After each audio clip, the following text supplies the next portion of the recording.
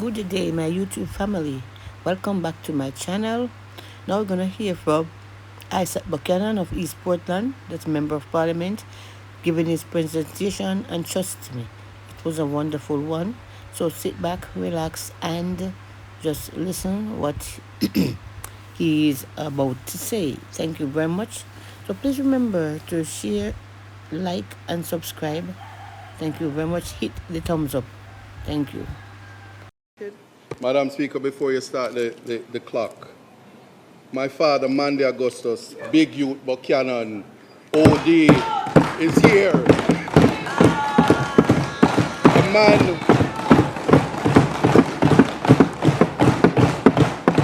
A man that gave up, he never gave up on his son. My intention today is to make him proud. It took great negotiation skills to get him here, for he's a friend of your husband. But his presence is proof he never wasted his law school money. And my legal team, Alexandra, Iqbal, and John Clark, we did it. Big Youth is here. Permit me to thank the people of Portland Eastern, my extended family, for a resounding victory and giving me the mandate and honor of representing them. Gallery, no noise in and the if gallery. I don't say Miss Monica, Miss Vivian, Miss Cherry, and Angie, I will have no redress. For surely the Port Antonio police will not take my report against them individually or collectively, for they too are afraid of them. The crime, Madam Speaker, is unconditional love. Again, no clapping in the gallery. It doesn't no stop there. sounds. Madam Speaker, proof that family, wherever they are, is the foundation of any individual. Miss Barbara and Cass are reflections of my mother, the Reverend Dr. Joan Porteous. They have made my transition to East Portland a rite of passage, and I thank them. I thank my team and recognize Councillors Wayne McKenzie and Dexter Rowland as we celebrate 40 unbroken years of holding Port Antonio and Prospect Division. The students of Titchfield High who are in the gallery, I recognize you. One Titch. And Madam Speaker, you might not know it, but I won Mr. Law many years ago, and Mr. Titchfield is here. He intends to be a member of Parliament one day. I recognize him.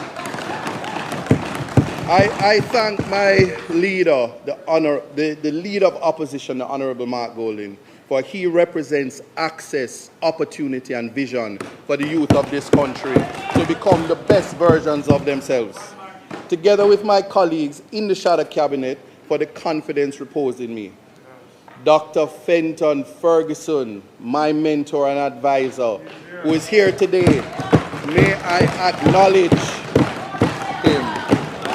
I also acknowledge the public servants in the Ministry of Education, Skills, Youth and Information, in the Ministry of Justice with responsibility for constitutional affairs, and the many teachers, guidance counselors, deans of discipline, social workers, child care officers, and youth workers who hold the line every single day, often without thanks and frequently without the tools to do the job. I will take the time to thank Mr. Dayton Campbell, who has ditched the doctor title for big man ball game. Colleagues, knock the desk for him. For he has found a wife, and that is good.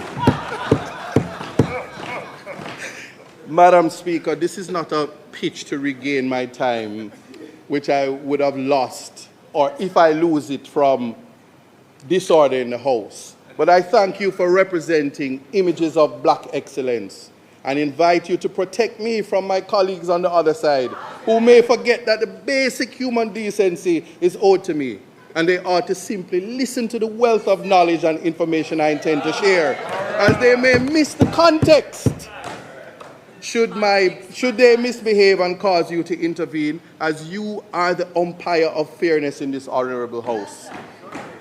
Authority for my request is grounded in Standing Orders 40A and B. And I also seek your permission to speak the Jamaican language as it may flow naturally as I embark on a topic that I am passionate about. And same. And finally, Madam Speaker, Hold on. Thank you for that. If you are asking that a motion be moved, I so do move to allow the member to speak in a local dialect from time to time in his presentation. Those in favor? Those against? The ayes have it. Have you ensured that you have not robbed him of any time? Okay. Please give me back my 2 minutes.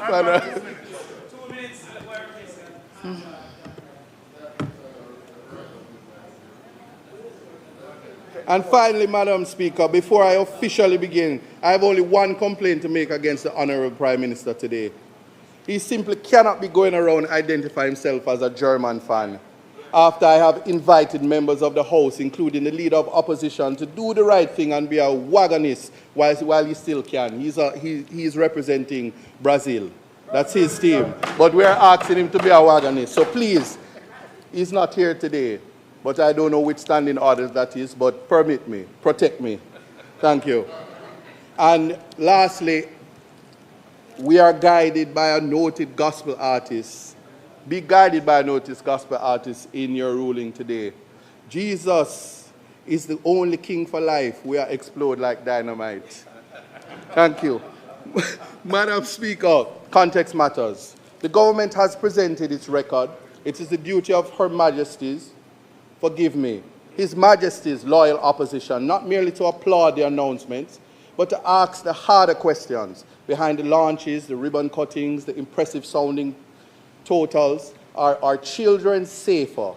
Are they learning? Are they working? Are they being prepared to be a citizen of a free and sovereign republic? On the evidence, much of it the government's own, the answer is not yet and not nearly fast enough. I make this contribution in the spirit of opposition that this House should aspire to. Not opposition for its own sake, but opposition that holds government to account, offers a credible alternative, and stands ready to partner where the national interest demands. It's nowhere is that readiness more important than on the road to republic, to which I will come to. Madam Speaker, there is a gap between the announcement and the child. The government speaks of transformation, but transformation is not measured in press conferences. It is not measured in the life. It is measured in the life of a child. And by that measure, too many of our children are being left behind in plain sight. I will use the government's own figures because they are the most damning witnesses of all. Violence in our schools. The government-owned critical incident reports recorded 55 critical incidents in our schools across a single reporting year. Gang violence, stabbings, robberies, and attempted abduction and sexual assault. By the government's own arithmetic, with 190 school days in the year, that is a critical incident in our education system roughly every 3.5 school days. The minister called it, and I quote her, utter madness. Madam Speaker, I agree, but naming the madness is not the same as ending it. We are told school resource officers no longer operate physically from our schools, and we are told of frameworks, of behavior support teams, of restorative practice memoranda. These are not worthless, but a framework is not a presence, and a memorandum has never stopped a knife. The opposition asks simple questions as parents ask. When my child walks through that gate, who is responsible for her safety, and are they actually there? Violence in our schools is the overflow of violence in our communities and in too many of our homes. The opposition accepts the minister's point that this is a shared national responsibility, but sharing responsibility cannot become a way of escaping it. The state has levers no household has. Properly staffed guidance and dean of discipline establishments in every school that needs them, functioning monitored CCTV, not a tender perpetually about to go out, and a justice and social protection system that intervenes early before the funeral and not after. A child protection emergency. Madam Speaker, let this House sit with one number. In a single year, the Child Protection and Family Service Agency received over 13,500 reports, concerning our children. More than 6,300 of them distress calls to the 211 hotline. Behind the categories sexual abuse, physical abuse, neglect, emotional abuse, child trafficking are real Jamaican children. The minister said she wanted Jamaicans to be appalled by the number. Madam Speaker, we are. The question is what the state or what will the state do with this appallment? Yes, the 211 line exists and it should be commended and publicized. Yes, therapeutic centers have been opened at Maxfield Park and Windsor and a sensory room at Muirton Boys Home. But a handful of centers serving a few hundred children cannot be the national answer to 13,000 cries for help. The move from danger. How long is the wait for a child protection investigator, a clinical social worker, or a place of safety? The dignity of a child is not honored by the building we open. It is honored by whether the child is in fact protected. The government's own indicators tell a story about literacy at the grade 4 levels, and it stands at 68%, numeracy at 64%. At the secondary level, the pass rate in CSEC mathematics is reported at 41.6%. Madam Speaker, that means roughly 1 in 3 of our children cannot read with confidence at grade 4, and well over half are leaving the secondary system without a pass in a single subject most tied to employment and to the STEM's future. This government says it wants. So we cannot declare ourselves a STEM island while the foundation is this fragile. This is where youth policy and constitutional principle meet. The opposition has long argued and has been prepared to argue in the courts that access to publicly funded early childhood education is not a luxury, but rationed, but a foundation to be guaranteed. 80% of our early childhood institutions are privately run. The brain is built before age 5. If we are serious about literacy at grade 4, we must be serious about the 3-year-old today. The opposition will press for a clear funded pathway to train teachers in every early childhood institution, not as an aspiration over the period of the transformation, but on a timetable this House can hold the government to. The unattached and the unemployed. Madam Speaker, the government celebrates a low national unemployment rate, but the headline hides the young person. Youth unemployment remains roughly 3 times the national rate, and the figure does not capture our gravest problem. The unattached young people, those not in education, employment, or training, who drift between the corner and the gang. 9 youth innovation centers is a start, but the government's own stated aim is 1 per parish, and that promise is not yet kept.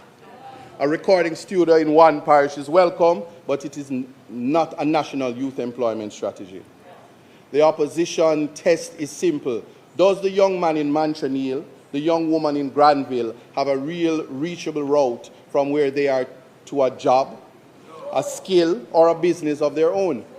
This requires that heart trust training match to where the jobs actually are. It requires entrepreneurship, support that reaches the unattached, not only the already ambitious. And it requires us to stop treating youth crime purely as a policing problem when it is at its root an opportunity problem. We must recognize that the government reports that 275 special needs students benefited from shadow, special education assistance support, and that 230 new shadows were trained. Madam Speaker, set those numbers against the need and they are plainly inadequate. Parents of children with disabilities have been left to plead publicly for support that should be a right. The promised diagnostic center at Case has slipped repeatedly. Every Jamaican child is entitled to be seen, assessed, and taught. The opposition will keep the government to the timeline, that diagnostic center, and on a proper national establishment of special education assistance. We will also monitor the child in state care and the process of leaving to ensure that they don't vanish from state view the day they turn 18. The opposition's alternative. So that we are not accused of criticism without construction, the opposition commits to advancing the following: to supporting the government where it moves in the direction. 1, safety first, a guidance counselor and dean of discipline establishment matched to enrollment in every school that needs it, and a real monitored timeline for school CCTV. Protection that works, publication of how many child abuse reports are investigated to conclusion, and a funded plan to clear the backlog of children awaiting placement and clinical care. Foundations, a dated fund path to a trained teacher in every childhood institution. Opportunity, a youth employment and unattached youth strategy with a youth innovation center in every parish, and skills training matched to actual labor market demand. Mr. Speaker, the social space presents opportunity for the youth to monetize time, effort, and self-employment. My guest, who has found a space on TikTok, Miss June Rosalie Dixon, is evidence of industry. In Portland Eastern, we have launched the Digital Economy Education Program, DEEP, overseen by our very own Ainsworth Edmond. For anyone who has criticized my presence on social media, I say my leader has assigned me to uplift the youth of the nation and meet them at every level in every space. This program addresses the importance of social media and becoming content creators rather than consumers in the space.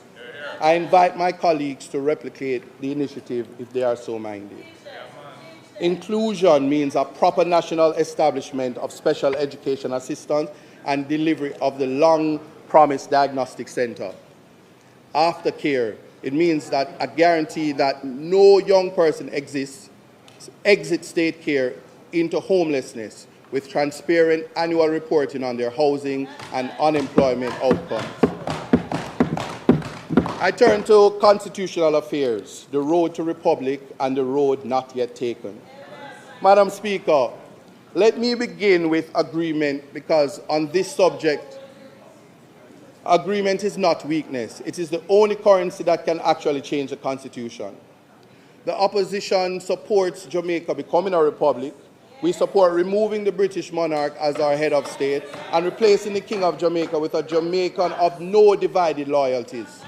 On the principle of patrioting our highest law, of enacting for the first time a constitution by us, for us, and made for us. There is no quarrel between the sides of this House. And our agreement is not abstract. The government's own record shows that the Constitutional Reform Committee reached consensus on the two foundational questions. That is the abolition of monarchy and the repatriation of our Constitution. And the term, we have adopted the term Jamaicanizing, first raised in the 1995 report of the Joint Select Committee on Constitutional and Electoral Reform, to describe a supreme law passed by our own parliament and approved by our own people, rather than left as a schedule to a British order in council. The opposition named its members to that committee, and they sat in good faith and in detail from the very first meeting. So let no one in this House suggest that the opposition came late or grudgingly to the table of the Republic. Where the government has stumbled, though, the quarrel is about how and about how much. The government chose a phased approach that would remove the king but leave us in the same breath, still traveling to London to the Judicial Committee of the Privy Council for final justice.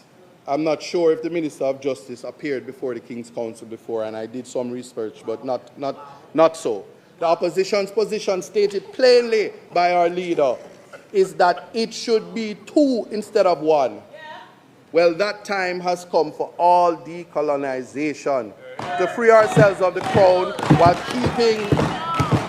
keeping a British court as our court of last resort is to change the symbol and keep the substance. The government answers that final court is contentious, that it belongs in a later phase, and that the people should decide it by referendum. The Justice Minister has urged us, in effect, to get it done, to start with what is agreed and debate the court afterwards. Mr. Speaker, the opposition understands that argument, but we simply did not accept that. A nation should be asked to complete its independence in installments, deferring the most practical act of sovereignty, control of our own final justice, to a phase that may never come. Phase 2 is where good intentions go to wait. Madam Speaker, the matter has compounded the matter because this very House passed an amendment under Section 96(1) and 121, an act to extend the tenure of the DPP and the Auditor General. And it gave no consultation to the very committee it created. Correct. It was Dr. Lloyd Barnett who had to ask for a special meeting to air it. And this is a matter of courtesy. So if the government will not extend the courtesy of consultation on an ordinary amendment, it had the votes to pass alone. How is this House and how are the people of Jamaica to trust its good faith on deeply entrenched questions it cannot pass alone? Well, Mr. Speaker, there is a new arithmetic of this Parliament. We enough over here. So your 2/3 majority cannot be done without us. Let that sink in. You have to deal with us as a matter of necessity. So that is why the opposition has insisted that this work resumes where serious constitutional work has always succeeded. Leader to leader at Vale Royal. And not delegated as though were a routine department business left to the Minister of Justice to just deal with it and get on with it. The Constitution is much more important than that. On the issue of the final court, well, the opposition makes 2 points. First, this is not at its heart about the Privy Council versus the Caribbean Court of Justice as institutions. Both courts I have appeared in, Minister of Justice. Now, today the litigant who cannot afford London is in practice shut out of his own final court, severing the appeal to the Privy Council and vesting final appellate jurisdiction in the Caribbean Court, a court substantially funded, staffed, and led by the region. Is that act that brings the highest court within reach of the average citizen? And I will just say humbly, decolonization that does not reach the poor is decoration.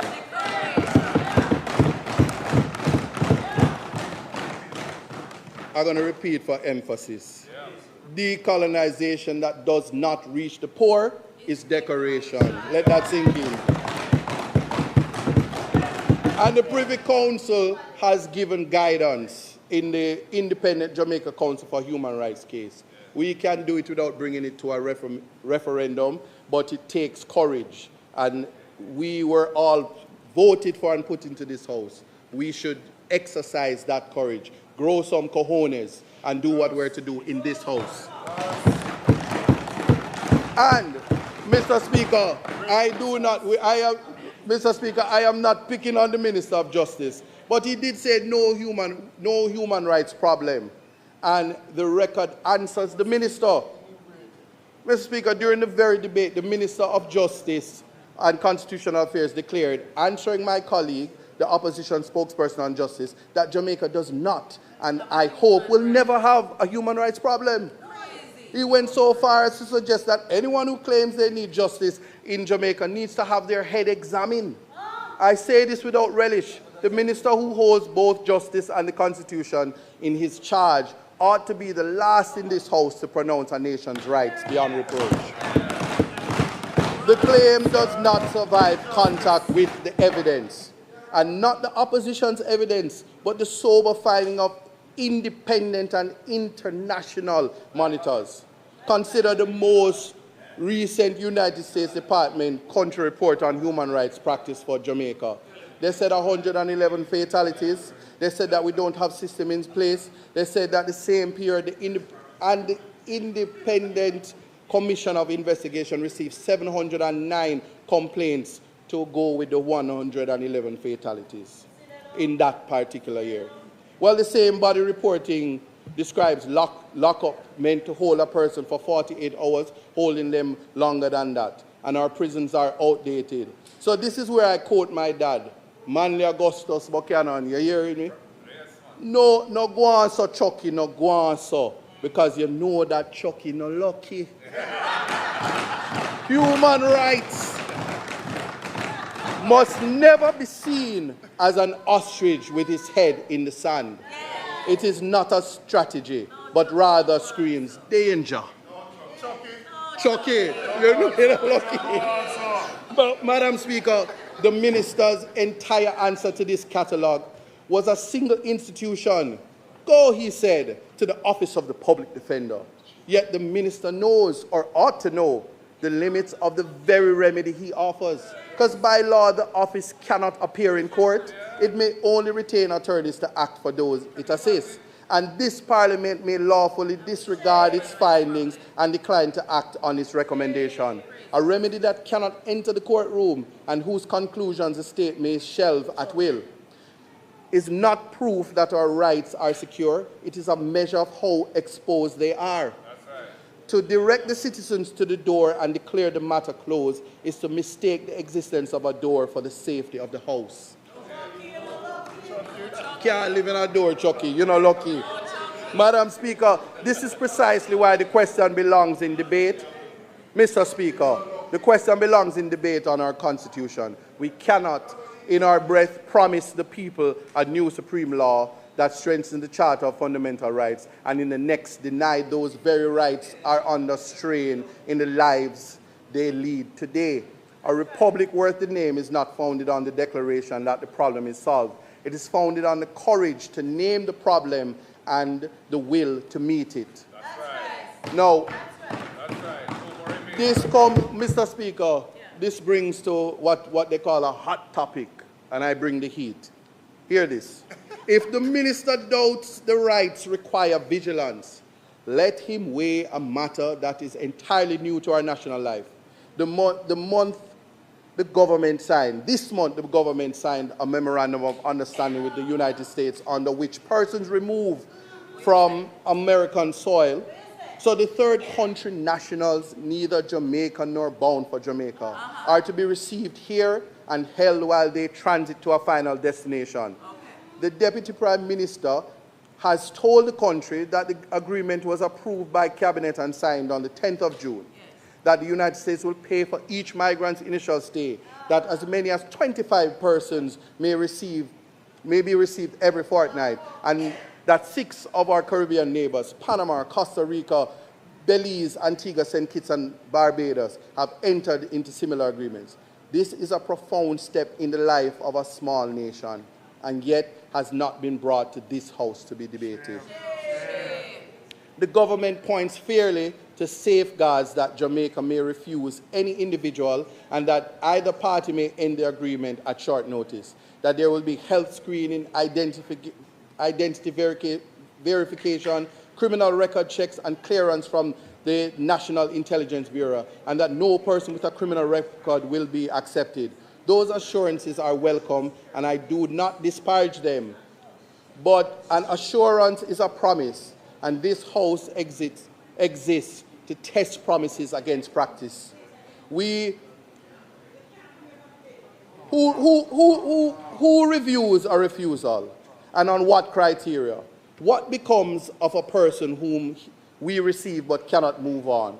The minister himself concedes that those who elect to remain must apply to our courts for asylum. And there lies the problem, Mr. Speaker. The difficulty begins right there. For the very international reporting the Justice Minister waved away describes a country with no clear procedure for the granting of asylum, or refugee status and no consistent system to protect refugees. Each case in the government's own practice handled administratively one by one. We simply don't have a system in place and no legislation. Mr. Speaker, we need not imagine the test, for it arrived on our own shores this very week. On Monday, the 17 Haitian nationals, 10 men, 4 women and 3 children came ashore at Pasley Gardens in Port Antonio, in my constituency, and were taken into custody for health and immigration processing, their future, as I speak, uncertain. Here is the question the Republic must be able to answer. If we stand up screening, oversight, and accommodation funded from Washington for 25 persons transferred to us every fortnight, with what consistency, what due process, and what plain humanity do we meet the 3 children who reach Portland in a boat? What? A nation's character is revealed not in the agreement it signs in a comfortable room, but in how it treats the frightened stranger who arrived unannounced. This is why the matter belongs in this debate and not merely in a press briefing. Jamaica, I will submit that Jamaica has a human rights problem. Madam Speaker, Mr. Speaker, a generation that has never tested its institutions is watching to see whether constitutional reform will be cosmetic or genuine. If we are opening the Constitution, let us be brave enough to address what the people have repeatedly told the pollsters they want. We must think of human dignity, we must think of the right to life, we must think of freedom of expression. But most importantly, when this book is open and the Minister of Justice and Constitutional Affairs starts to do this, we must think of term limits. We must think of fixed dates for general elections, integrity and campaign finance reform, constitutional entrenchment of the Electoral Commission of Jamaica and the Office of the Public Defender, areas where the opposition believes consensus is genuinely in reach. A settled answer on the nature of the presidency, protection of the Charter of Fundamental Rights and Freedoms, ensuring that the new constitution strengthens and never dilutes the rights our citizens already hold. Consideration of the rights of the Maroons under the 1738 Treaty. We must take that head on. And Mr. Speaker, much of this ground has already been walked, and the opposition does not begin from zero.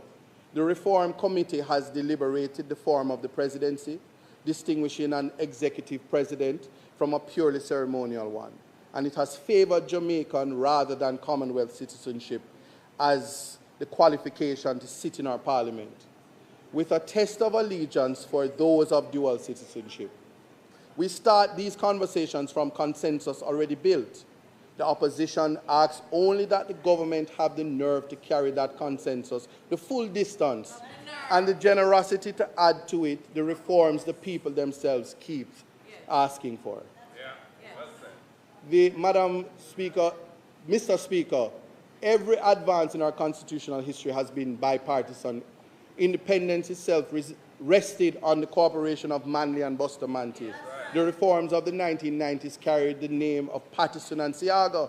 The Charter of Fundamental Rights and Freedoms in 2010, perhaps the final constitutional achievement of the modern era, was passed by a partnership between the Jamaica Labour Party, Prime Minister, and a People's National Party leader of opposition. Not one of these was the work of a single party in a single term. The Republic will be no different. It will be built by both sides, or it will not be built at all. All right, and I will just say, our young people and the Constitution. And here, Madam Speaker, the two halves of my portfolio finally meet. The young Jamaican who cannot read at grade 4 will not read the Constitution we write. The unattached youth who believes the state has never protected him will not believe the Republic belongs to him. A new constitution by us, of us, and for us is empty if a generation has been taught by experience and not tokenistic. Mr. Speaker, if we want our young people to claim the Republic as their own, the youth voice on the Constitution must shape the outcome and not merely decorate the process. And the National Public Education Campaign on the Road to Republic must reach the child in the classroom in Fair Prospect and Haile Selassie High School, as surely as it reaches the platform here in Gordon House. Give the young a constitution they helped to write in a country that has kept its promise to them, and they will defend it for the rest of their lives. Mr. Speaker, in closing, context matters. The government has asked the country to trust it with transformation. The opposition asks the country to demand something more rigorous than trust, to demand evidence. Are our children safer in school? Are they protected from abuse? Are they learning to read and to count? Are our young people working? And will the Constitution we hand them be the full inheritance of a free people, or half-finished decolonization that left the most practical sovereignty for another day? On youth, the opposition will hold this government to its own numbers and offer a better way. On the Constitution, we extend our hand once more. Meet us, leader to leader. Bring back the bill in a forum that completes the work, and let this Parliament, in which neither side can act alone, do together what neither side can do apart. Let us finish the unfinished circle of independence. May God grant this House the wisdom to discover what is right, the will to choose it, and the courage to see it through. I so submit. Thank you, Mr. Speaker. I will say God on time. And to my friend, Minister of Justice, Chucky, you're not lucky. Thank you.